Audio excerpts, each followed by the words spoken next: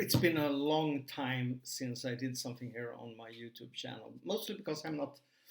Well, I love to talk and I love to communicate with people, but it's been busy with life in general, and I kind of lost my touch with everything when my mom died, and it's like 1.5 year ago, more like in September 2024, and I still grieving a little bit. But then again, I'm kind of like my mom, and she's also like me. She loves to talk, and she loves to communicate with people and trying to be funny. I don't think I'm really funny though, but anyway, I'm just babbling here. I've been deep into religious movies recently, because I'm a former evangelical church member myself, which I probably have mentioned somewhere on this channel before, and it was quite traumatic for me over those years. So I'm 49 now, and it took me many years to even be able to touch the subject, or even go inside a church, because it was so it's traumatic. It's like it was difficult. But along the way, I've been more and more fascinated with religious movies, especially if they're a bit extreme. Now, many years later, when I have some kind of distance to that kind of environment.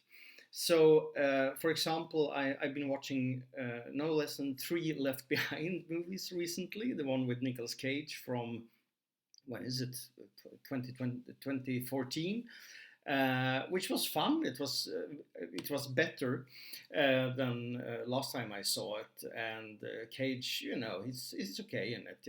I love Cage, but it's not his best part. But it has a lot of action and silliness, and which makes it fun. I think it's directed by Vic Armstrong, which is one of those veteran stuntmen from and second units, I guess, from the James Bond movies. So after that, I watched Left Behind the one with Kirk Cameron from, I don't remember what year, 2000, 2001, and the sequel, Left Behind 2, Tribulation Force, and I'm waiting for part 3, which I believe the name is Left Behind World at War. But those are quite terrible movies, and they're mostly kind of boring. It's a lot of preaching, and they kind of just lacks the spectacle. Spectacle. I don't know. Spectacle. I can't find that word. Spectacular feeling of the Nick Cage movie, which is basically a disaster movie on an airplane. It's a lot of praying and God bless, and all that kind of stuff. And Kirk Cameron is really awful. I like Brad Johnson in the Left Behind movies. He's a good actor, at least. And Gordon Curry as the bad guy, Nikolai Carpathia. I guess he's the Antichrist or something like that. So, but they're interesting to watch and rewatch in my case. And I've also ordered the Omega Code 1 and 2, which will be interesting to see. I've never seen them. I like Casper Van Dien, and I heard Udo Kier is in part 2, so that's fun. I also heard they're quite insane, actually, especially part 2. So I'm looking forward to that, and I hope they can live up to the Christian hype. Anyway, but the highlight of my weekend was, without it. Am I recording this? Yeah, I'm recording this. Okay. Whew, it's a long time since I did this. The highlight of the weekend was to go through this box. I just went through one of the discs in Indicator's Blu-ray release of From Hollywood to Heaven, the lost and saved films of the Ormond family. And this is an amazing box set. It's one of my favorites, really. It's made with such love, and I believe the restorations of these bizarre movies are produced by Nicolas Winding Refn, the Danish director, who I like a lot. And you can understand why he likes these movies. I focused though on one of the discs, which has a bunch of crazy, crazy movies. This one. And this disc have If Footmen Tire You, What Will the Horses Do from 1971, The Burning Hell from 1974, The Grim Reaper from 1976, and The Believer's Heaven from 1977, the year of my birth, by the way. I'm that old. I'm that old. And this is a fantastic piece of bizarre exploitation cinema and Christian exploitation cinema from the 70s. I think most of you have heard of If Footmen Tire You, What Will Horses Do, which is basically, all these movies are around 1 hour. And they're basically a long preaching by the fire and brimstone preacher Estus Pirkle, who looks kind of dangerous. He's also kind of, I wouldn't say he's colorful, but he's charismatic. And it's a lot of talk about doom and hell and judgment and everything like that. So it's a fun watch, and it's fun to listen to. So it's basically preachings going on in these movies, and with different themes. So in Footmen Tire You, What Will Horses Do? Estus talks about the evil communists who will take over the world, and especially the United States. I believe maybe through the help of the UN. Maybe I'm just mixing it up now in Left Behind, because they kind of touch similar themes. So in Footman, the communist takes over the United States, and basically the only thing they do is walking around drunk, and they're torturing children, they're raping women, they're killing people, and it's quite maybe not gory, but it's bloody. Lots of colorful, cheesy blood spraying in all directions, and head choppings and all that kind of stuff. It's a fun movie, really. It's also very, very disturbing, but it is a fun movie. They seem to have had a lot of fun when they made it, and it's clearly visible. As with all these movies, the actors are pure amateurs. Of course, they're far from professionals, and he probably used his own congregation and other churches around to fill out the gaps when it came to extras, for example. And there's a lot of extras, and no, I don't want to be mean, but most extras in these movies looks kind of weird. I don't want to say why I believe it's so, but it's something wrong with a lot of people. This is a classic, this first movie. It's an exploitation classic. It's absolutely bonkers insane, and I love every second of it. The second one is The Burning Hell, and there's no communists really in that one. It's just hell, because this is Estes describes how it is in hell and what will happen in hell. And I can tell you what will happen in hell is that you will meet a lot of people, or doomed souls and demons and devils, with psychedelic face paintings, basically.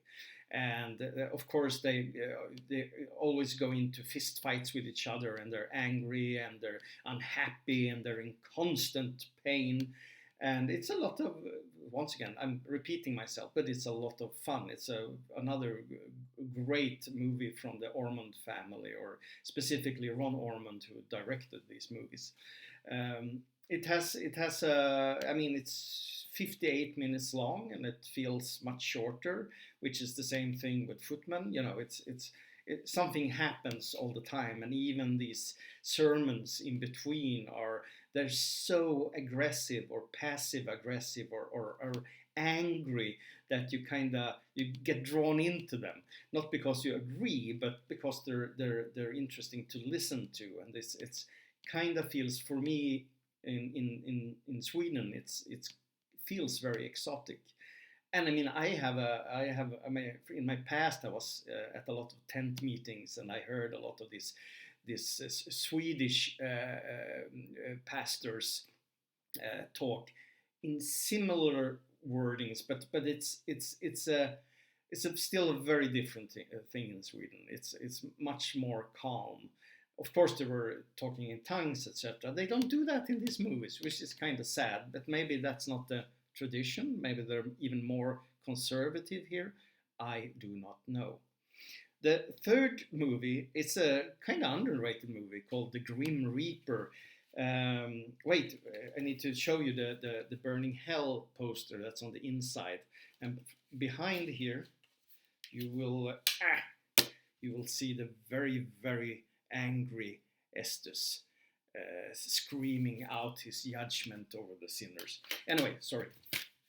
The Grim Reaper is from 1976, and it tells the fun, lovely story about a family who loses their daredevil racing son in a horrifying crash because he chooses, of course, racing before Christ. He dies, of course, with the loss of blood, and he ends up in some other realm. Especially the mother, she's missing him so much. So she contacts a psychic medium, which I think is like, the name is like Dr. Kamura or something like that. They have this turban. I think it's called turban, and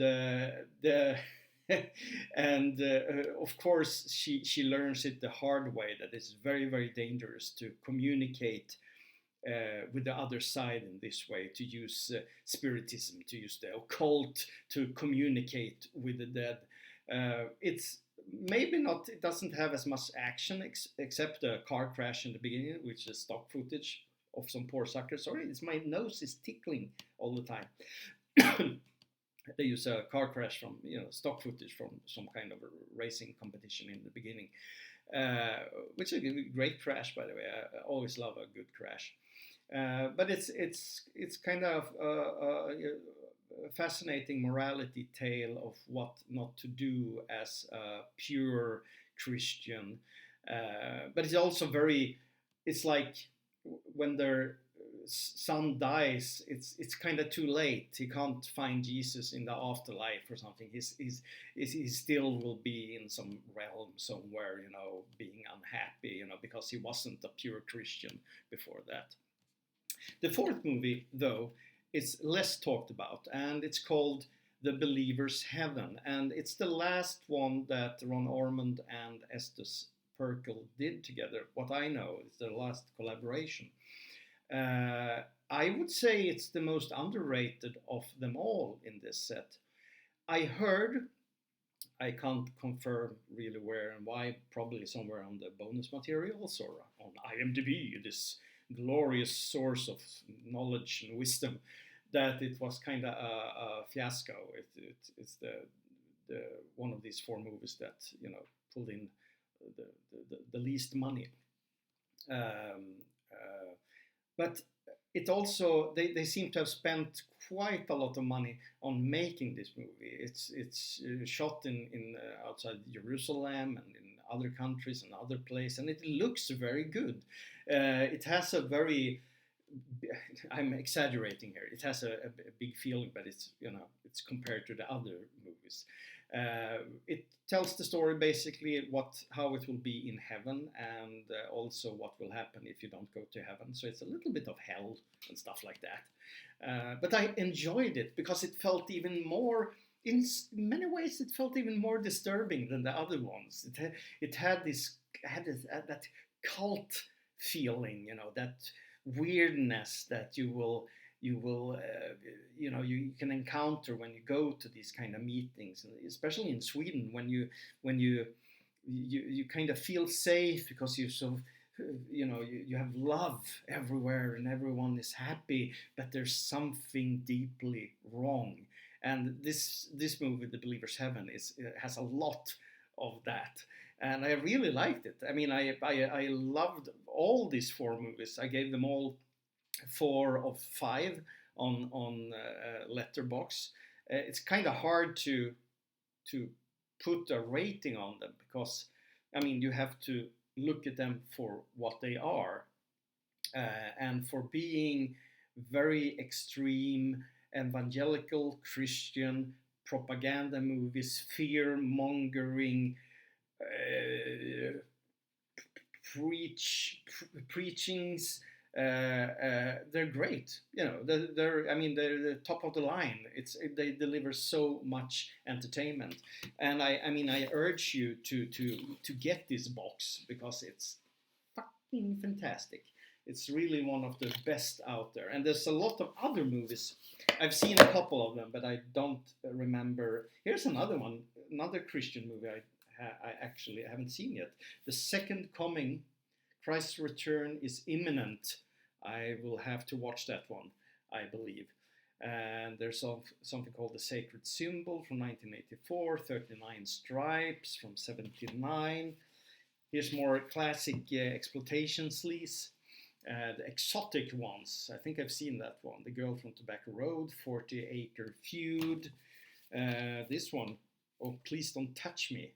And Untamed Mistress, White Lightning Road. Oh, I will need to go through every movie in this box set. But most of all, I will think about Estus Pirkle and what he has done for the world. Thank you for watching.